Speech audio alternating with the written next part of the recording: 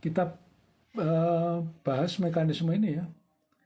Jadi di sini omega 2 itu diketahui. Ini omega 2 diketahui yaitu perputaran ini kecepatan sudut ya untuk batang punggung 2.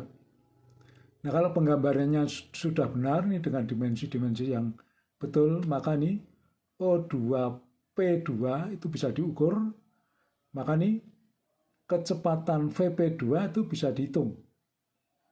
Nah, VP2 itu tegak lurus O2P2.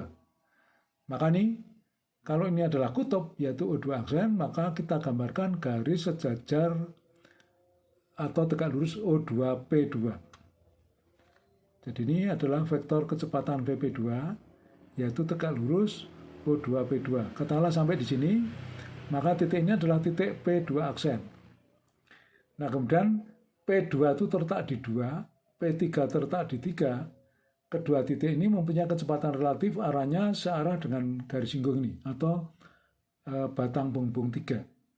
Maka melalui P2 aksen, kita buat garis ini sejajar dengan batang punggung 3. Nah, ini merupakan tempat kedudukan dari P3 aksen.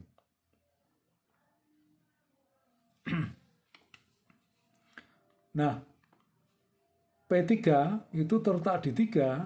Nah, 3 ini berputar terhadap O3. Maka vektor kecepatan P3 itu pasti tegak lurus O3P3. Maka melalui kutub, yaitu O3 aksen, kita buat garis ini adalah garis tegak lurus P3O3. Garis tegak lurus P3O3. Nah, ini merupakan tempat kedudukan P3 aksen. Nah, ini garis tempat kedudukan P3 aksen, yang ini juga, maka perpotongannya adalah titik P3 aksen.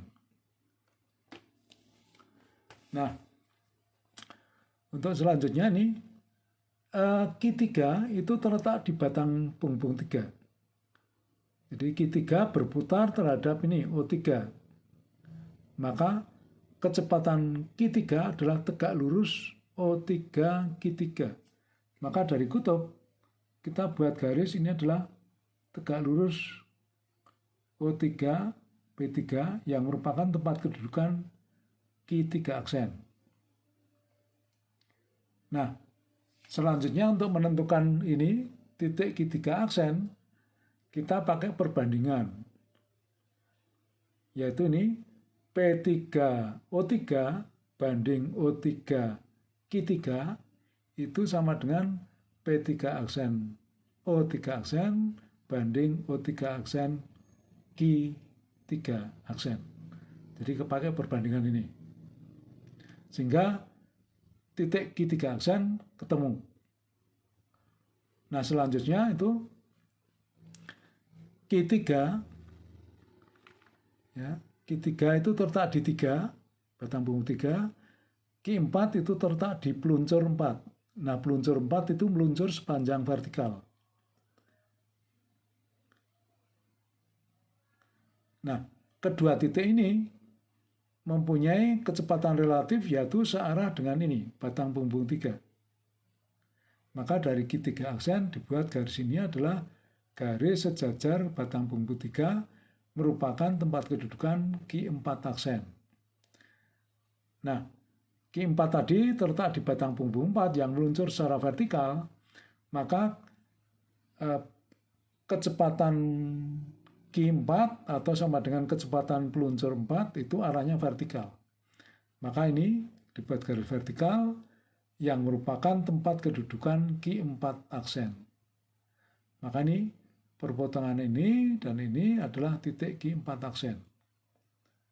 Nah, kecepatan peluncur 4 berarti dari kutub ini sampai ke Q4 aksen itu adalah kecepatan dari peluncur 4.